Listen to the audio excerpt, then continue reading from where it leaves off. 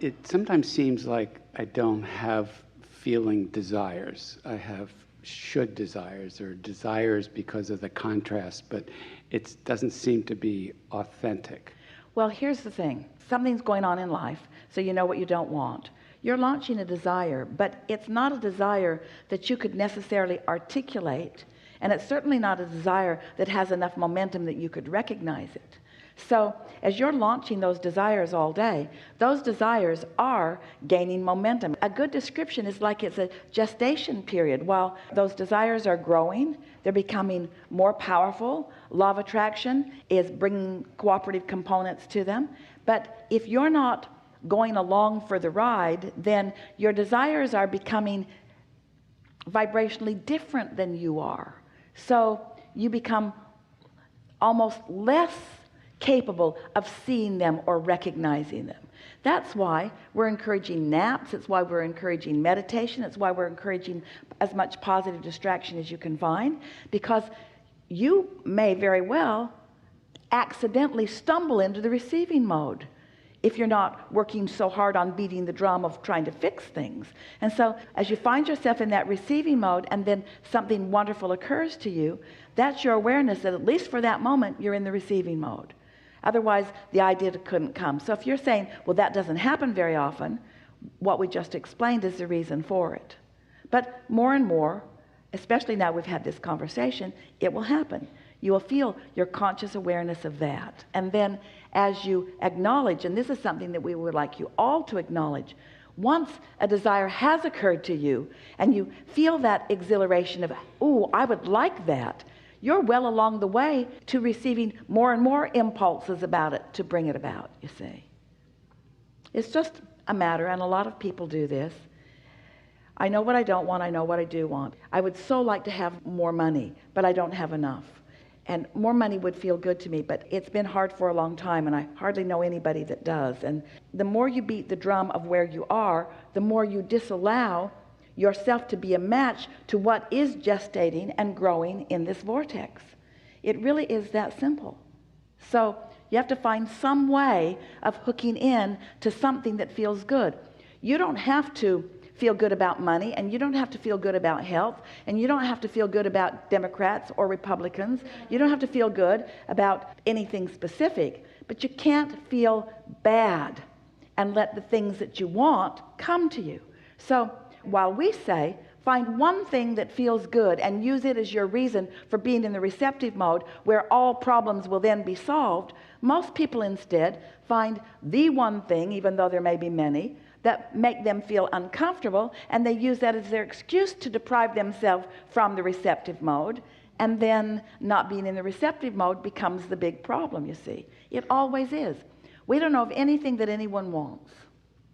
A pile of money, a material object, a relationship, a circumstance, an event, everything that you want is because you believe you would feel better in the having of it. And yet it's a little ironic that so many things that humans think about keep them from being in the place where they can receive the path or the ideas to what they are wanting. And so we don't know another way to say it other than you have to care about feeling good enough that you find thoughts that feel good. It is that simple. That is the key to living happily ever after that you're looking for. Just find some reason to feel good. And if you can't find a reason to feel good, then take a nap. And when you wake up, look for a reason to feel good. And if you can't find a reason to feel good, take another nap. And when you wake up, look for a reason to feel good. And if you can't find a reason to feel good, take another nap. And pretty soon, within a year or so, when you wake up, you'll find something that is easy to feel good about. And as you begin fixating on that, so that you're feeling good more of the time, then it sort of breaks loose. Sometimes people said, and some of you have experienced it, when you first begin hearing us or something like this, where you're understanding that your thoughts matter, and so you are more deliberately directing your thoughts to better feeling things, then avalanches of things that you've been wanting for a while begin to flow into your experience. Did you have that experience in the beginning? Where just for a little while you believed in your ability of positive focus, and you focused positively, and things did turn around for you at first. And then, after a while, it's not as evident. And we say it's like pulling a rubber band back, back, back, back, back, back, back. When you let go of it, it's going to go pretty far. It's like putting a lot of things in your vortex and then chilling out, and a lot of things are ripe and ready to receive, you see. But you didn't come just to want and then receive, and then want and then receive, and then want and then receive. You didn't come to say, I want $1 million, boom, there it is. You didn't come to say, I want a relationship. Oh, hello, I've been waiting for you for a second. Yeah. You came because you knew that life would help you choose for yourself, and then you wanted the exhilaration of toning yourself or tuning yourself to the frequency that would allow the cooperation of the universe to yield it to you in this incremental, delicious dance all along the way. You say things, most of you don't mean it, that the joy is in the journey, but the joy really is in the journey, because there's never going to be an ending to what you are desiring, you see. So when you get on the other side of this just a little bit, and you begin to notice that you can set an intention and, to watch how quickly the universe will yield to you the things that you're wanting, it is a wonderful thing to see. Simple things, not big world-changing things, although those are your capabilities as well, but just these everyday things that just make things go better for you. Esther and her friend got off the airport in Minneapolis to change planes, and they were at A gate, and their departing gate was at F gate. And Esther just had a feeling when she saw F.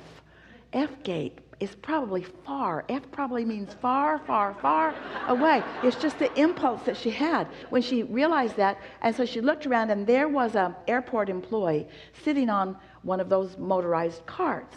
And Esther looked at him, and he looked at her, and Esther looked at him, and he looked at her. In other words, Esther knew she wanted him. She really wanted him, and he knew Esther really wanted her.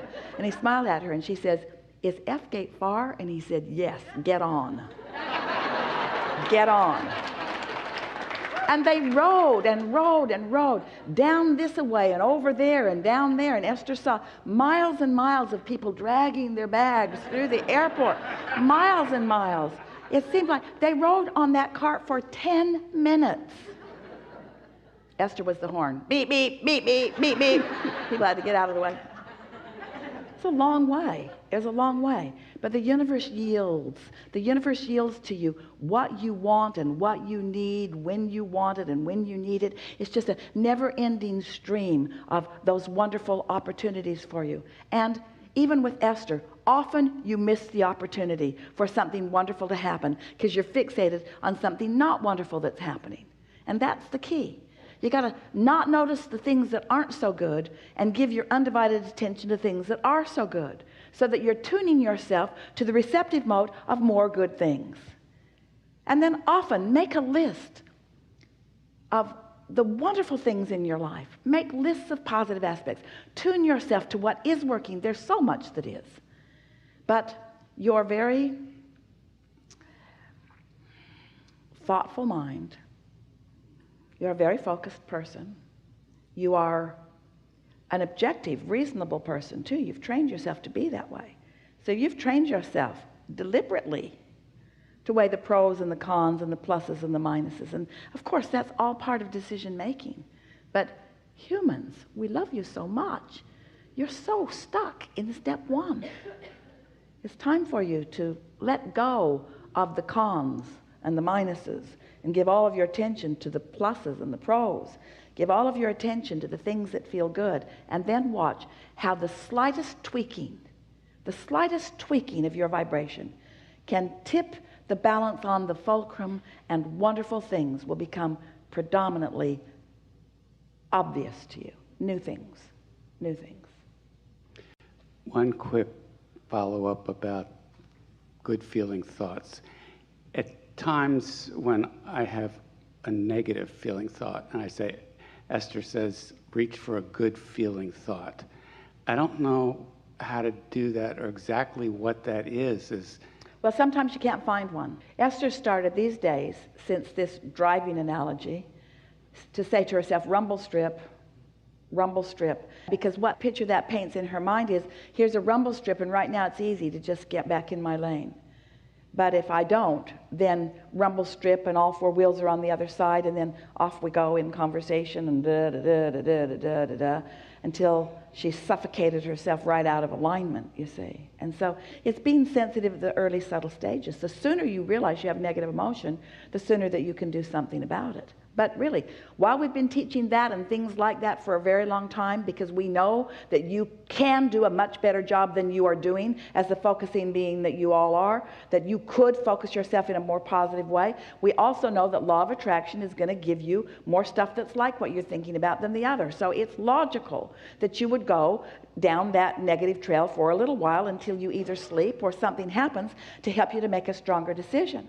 So the key, really, the easier key is to get out ahead of it. So you wake up and you don't feel bad. That's the time to start thinking the good thoughts and getting the momentum going on them, you see. So just wake up every morning with that intention and then watch what happens with that. Sometimes I wake up with the effect of negative, bad dreams. Is that an indication that my mind is just continuing? It's an indication of where your momentum has been. Okay. That's all. It's not an indication of where your thoughts must be, but it's an indication of where your momentum has been. And so just say to yourself, well, I'm changing that gradually. Say nice things to yourself, all in good time. And I'm getting the hang of this, and I have an understanding of how it works, and I'm not excellent at applying it, but at least I understand the basics of it, and I'm getting better and better at it, and my life's pretty good in this way and this way and this way and this way, and I don't have to solve all these problems at once, and most of the things I worry about are not even my problem to solve anyway. And life is going along well for me, and look how well I'm living, and I'm happy about what I know, and I'm glad to know this, and I'm glad to know what negative emotion means, and at least I can do something about it. And sometimes it's easier to do something about it than others, and sometimes it's just harder, and sometimes if there's a lot of momentum going, I just give in to the negative momentum. Why fight it? Here's something that we've been saying to Esther recently, and this is a really important thing. Law of attraction is the one who is responsible for the harmony. So if you've got some negative thoughts going on, law of attraction will bring you more thoughts that harmonize with those negative thoughts.